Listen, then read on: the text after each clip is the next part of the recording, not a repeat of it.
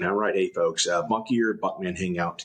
Hey, this video might be a little long, 15, 20 minutes. So before I forget, like, subscribe. I don't know how many people are going to be able to make it through. And the subject today is something I've been wanting to talk about for a while, and it has to do with my trauma, my PTSD, and my addiction, and my recovery from addiction. And it's one of the reasons why I started this channel. It's near and dear to my heart, especially when it applies to veterans. And I would dare to say that, most issues with addiction, they start way back in childhood. So any trauma that you had in childhood is probably an instigator, and it certainly was for me. And I'm going to find this out later on. But when I was young, my mom ended up marrying a man who abused me, my brother. He ended up going to live with our grandparents. He was older. But I stayed with my mom and then, with him. And they had a baby together. So our sister, same mom, different dads. He wasn't quite as harsh to her, but he was brutal to me, and both physically and emotionally. But as we grew up and as we age, we're able to I was at least, put that behind me, and went through school, went through college, and joined the Navy and started a career. And you learn in the military, they teach you how to compartmentalize. And, that's when for example, my first deployment, my daughter's 8 months old. She is everything to me. She's still everything to me now.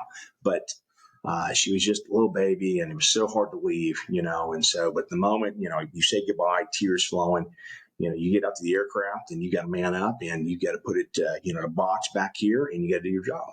So you learn to do that. Well, 12 March 2003, I ended up, sighted runway aircraft is 160 degrees off heading and on fire and broken up. But there's 7 of us, we're sitting outside that aircraft, and, we walked away. I wish I could say that, hey, man, I just looked at that plane that's sitting there burning, and I'm like, well, let's go have a beer. But unfortunately, my background growing up, I just, wasn't that, confident, and the Navy for sure was building, a man out of me, but that mishap took a lot out. And so the next few months, I was having a lot of issues. I was having dreams, plane crash dreams, me spinning out of control. I'd wake up, yelling. And I decided to go see the flight doc, and I, spoke to him, and he was a good guy, but he said, hey, Buck, you might want to think about this one, because if you say you're having issues flying, then, you may never fly again. And my advice is, go home, think about it, sleep on it, and see what you want to do. And I went home and I thought about it. I said, you know what? I'm a professional, I'm a warrior. I'm going to go ahead and, just keep going on. Getting back in the cockpit was difficult. I had reservations, and believe me, guys I flew with, if we launched off the boat and I was in the right seat, I would grab the controls, and very capable pilots who didn't need me to grab the controls, but I would. And they were like, hey, Buck, I've got this. And you're like, okay, sorry. Continued flying. And I would say I started to feel some issues when I was at Kingsville. And what I mean by issues is just, some near panic times, if I'd hit turbulence or whatever. And, my chest would get tight and whatnot, but nothing big, but nothing I couldn't handle. So I retire and I go on to fly ISR missions in Afghanistan. Now, the stuff I saw was very mild. What I think is real combat is what, soldiers, what Marines, SF, what they see on the ground, the stuff they see. I mean, that's combat, man. So here I am flying an aircraft. We got shot at sometimes. We dropped the ball. You could see them, AK, little, sparkles, and on landing as well, and that sort of thing. Very bad weather. And there were rocket attacks. I was probably at 50 to 60 different attacks. The majority of them landed far away. Sometimes they get kind of close. You hear the big boom. I had 2 land near me. One while I was taxiing, it was nighttime, and we had heard there was a ground stop. We stopped the aircraft, and it shook. It landed near us, but didn't hear it. And, we heard some of the debris hit us. Not a big deal. And then one night I was going out to the bathroom, and one of them was shot down as they launched a mortar right above, where I was. And that big boom knocked my soul into Pakistan. But I started seeing more issues. And one thing that happened, so how it worked there is you do 2 months on, 2 months off. And My back was bothering me pretty good. That was from my original crash. And then, 600 plus scary landings, takes a toll on your back. And my doctor decided to prescribe me a medicine called hydrocodone. And boy, did I fall in love with hydrocodone. That drug was, it made me euphoric. It made me happy. And years later, a psychiatrist at the VA is going to ask me, what do you think you got addicted? And I'm like, well, exactly that. It made me happy, euphoric. Man, my best day was getting a new prescription so I could go down to Walgreens and get my new bottle and pop 6 of those things, And that's if, I wasn't stealing them from my ex-wife or stealing them from other people. And the psychiatrist told me that the drug company that designed it, they designed it that way, that there was an addicting chemical and about 32% of people who took it would get addicted, generally those people who were depressed. Now, was I depressed? I didn't think so, but maybe. Maybe, my mishap, and then maybe what I would call combat flying, mild combat flying. But overall, I didn't get much thought, But after a while, after, 18 months in and out of Afghanistan, it got old, and I thought, hey, I got to do something else. So I started working for a company called Wheels Up. Well, I start to see more issues. I start to get sick a lot. And we did 8 on, 6 off while flying. And by day 5, I was thrown up. I had chest pains. My blood pressure, by the way, now was getting up there. And I know I had to take blood pressure pills. But in order to fly, through the FAA to say, hey, these pills are okay, they were very mild and they weren't having much effect. And I started taking Ambien. I started taking benzos in between, trips. I couldn't wait to get home so I could just pop more of those things the moment, I got home. And if I dropped my car off the airport, I had that stuff in my car ready to go. And in December of 2017, my brother's diagnosed with cancer, and that's a big, gigantic kick in the gut. And at that point, I said, okay, I need to spend time with him. And I walked away from Wheels Up, and I wasn't doing well anyways. And I spent time with Tim.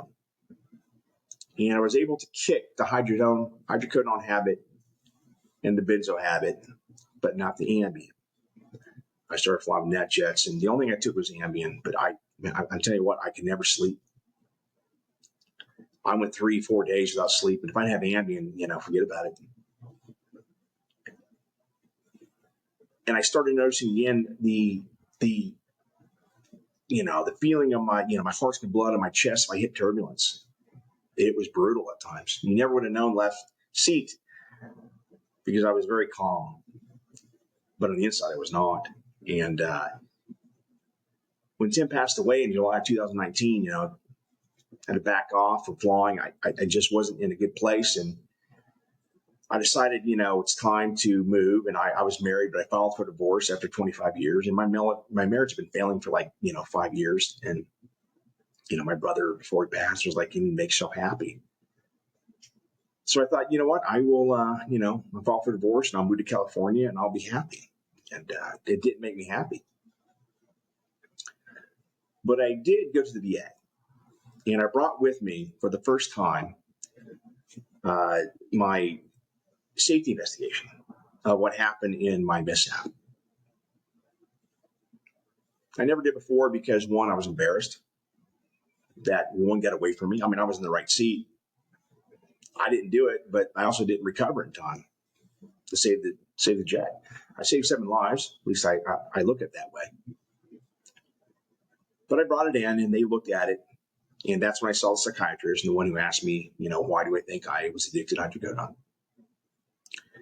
And they asked me certain things like, hey, what about loud noises? I said, if something surprises me, man, my heart feels like it's going to blow out of my chest. And there's anger, because that's the one thought that I can control it with is that anger, and I'm sweeping one day and, I set the broom up and the broom falls and it's, there's an echo and it was hard to explain. And that's when they said, well, you have, full-blown anxiety from PTSD. And that made me mad. And it made me mad because, like, are you kidding me? From that crash that I walked away from the mild stuff I saw in Afghanistan. Okay, I was part of a team that, if we found a guy and we'd team up with a shooter and they would kill him. I'm 20,000 feet up. It's not, up close and personal. I'm far removed, man. It's like a video game. I was like, God, how cock-weak am I that I cannot fucking deal with this, plane crash and mild stuff. And so it made me angry. What I didn't realize is life and trauma is a lot like, you get a backpack. And you put 1 or 2 bricks in there, it's not too bad. But then you put, 3 and 4, it gets heavier and it gets heavier. And at some point, it's going to overflow if you keep filling it up, if you don't do anything to mitigate the issues that are those bricks. So when Tim died, it was just overflowing there.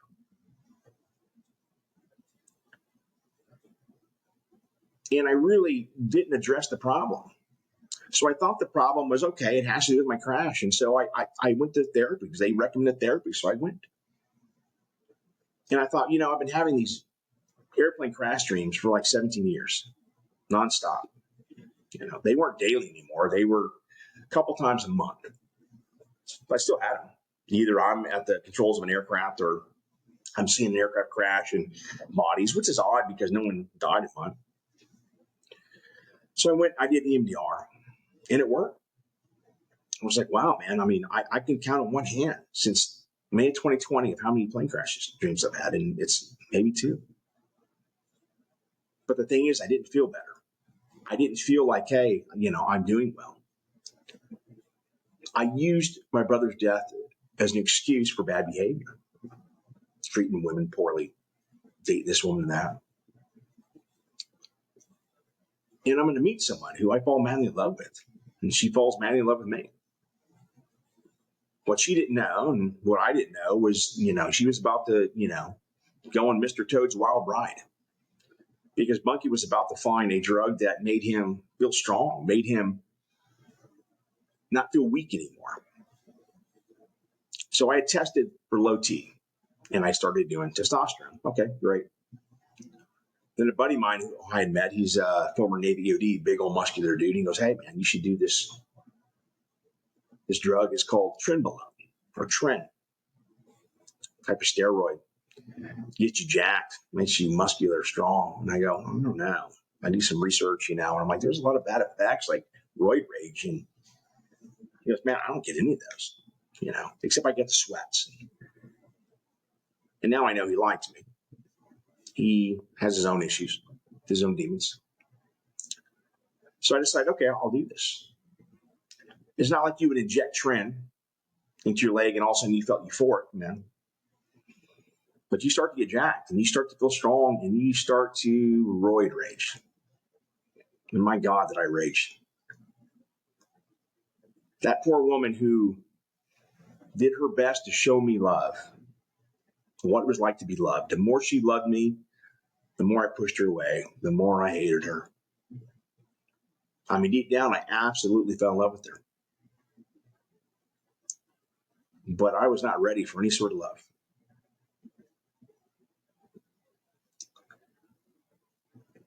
After I was diagnosed with PTSD, I basically meant I was unable to hold an FA medical. I'm 100%, right?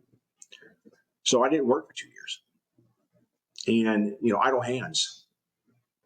And I thought, okay, I need something to do because I'm really, I'm still popping Ambien. I'm doing this trend and I'm trying to stop. The problem is when you're trying to stop without really looking at what the problem is, you're not going to stop. And I didn't want to stop. And that's the biggest thing. If you don't want it, then it's not going to happen. That's with anything in life. So I get this job as a simulator instructor and I'm there for 2 weeks and the company, the HR comes in and they go, hey, and this is in San Diego. I moved from Long Beach to San Diego. I moved all my stuff and they come in and they go, hey, sorry, but we're closing this facility down. Made me angry. I'm like, what the F? But they said, hey, you can go wherever you want. There was a facility in Long Beach and I thought about that. And I thought, okay, well, I can continue my relationship with this person. But I had heard things with my daughter the way I left San Antonio. And there was a facility out here. And I said, okay, you know what? I'm going to go to San Antonio and fix things. And the woman I was dating she was like, yeah, go do that. And we can still make this work. And I came out here, and not only did I not fix things, it just got worse. And I absolutely broke that line of trust between me and the person who I was supposedly madly in love with. I hurt her once again. And she had to break it off for her sanity, for her well-being. That was the only choice. And I don't know if she'll never know how much I respect her for that. But what did I do? Just start using Timberland more. I start dating girls, and I start just, wasting the time. Well, I meet someone else who has become very special to me. And she decided, hey, I'm going to give Chris a go, and I'm going to open up, and I am going to show him love, and I'm going to care for him. And once again, I showed this person 2 middle fingers. The only thing that mattered was strength, testosterone. I started using Delta 8 too. And if I could get my hand on pills, I would. Painkillers.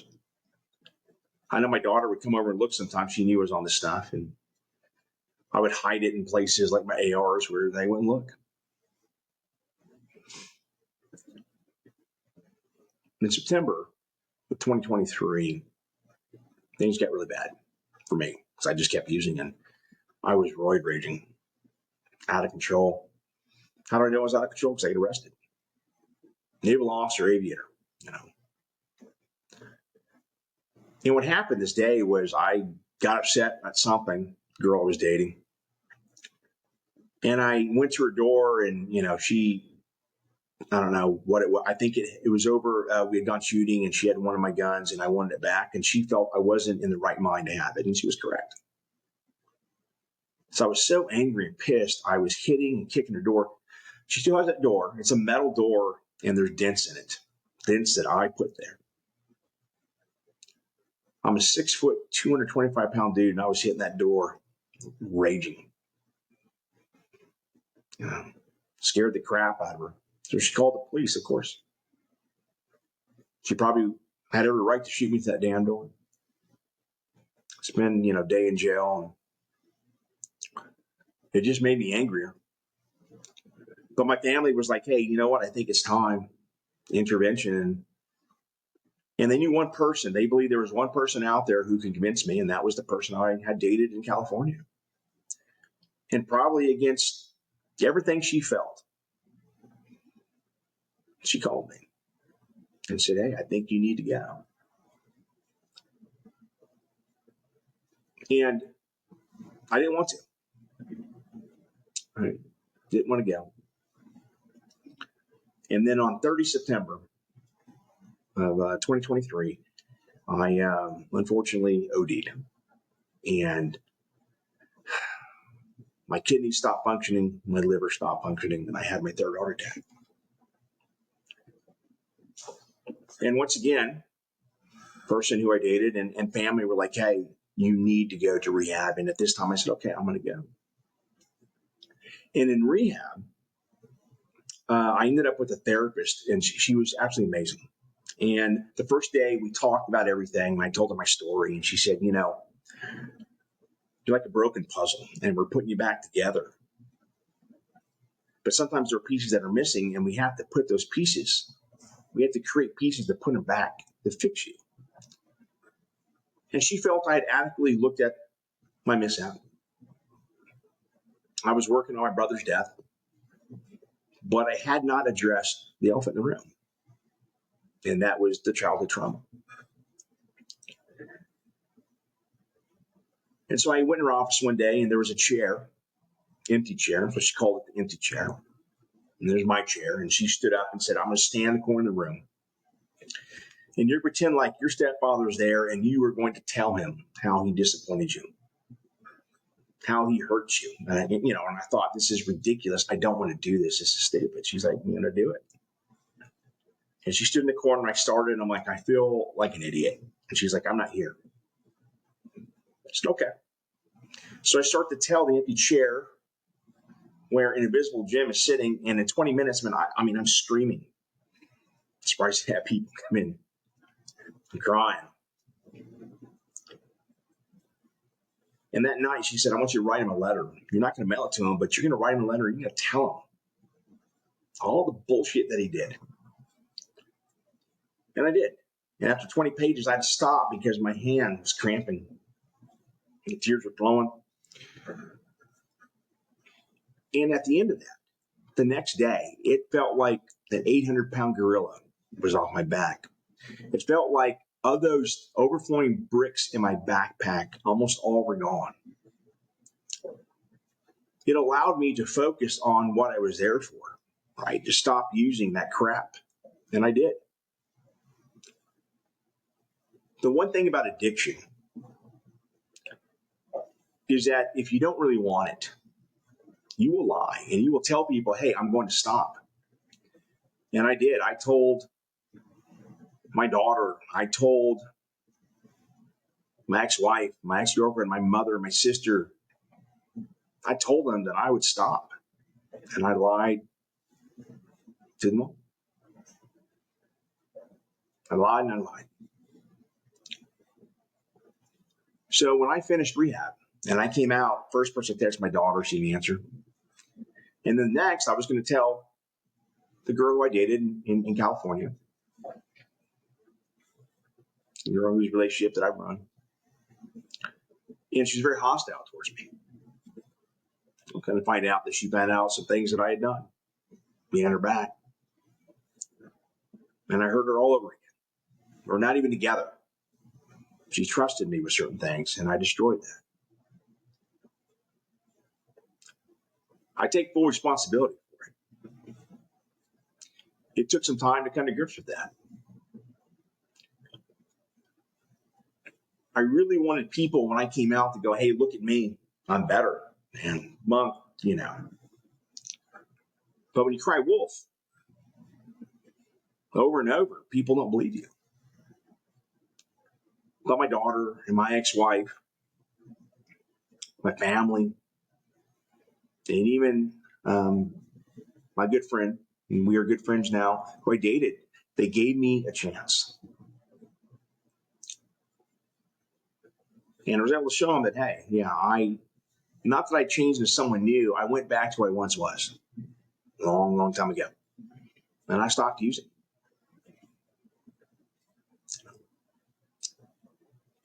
The girl who I dated out here and whose door I dented in, I don't know if we'll ever be romantic again, but she gave me a fair shot.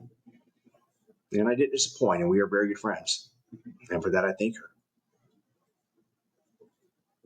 I thank my daughter and my family for giving me that chance.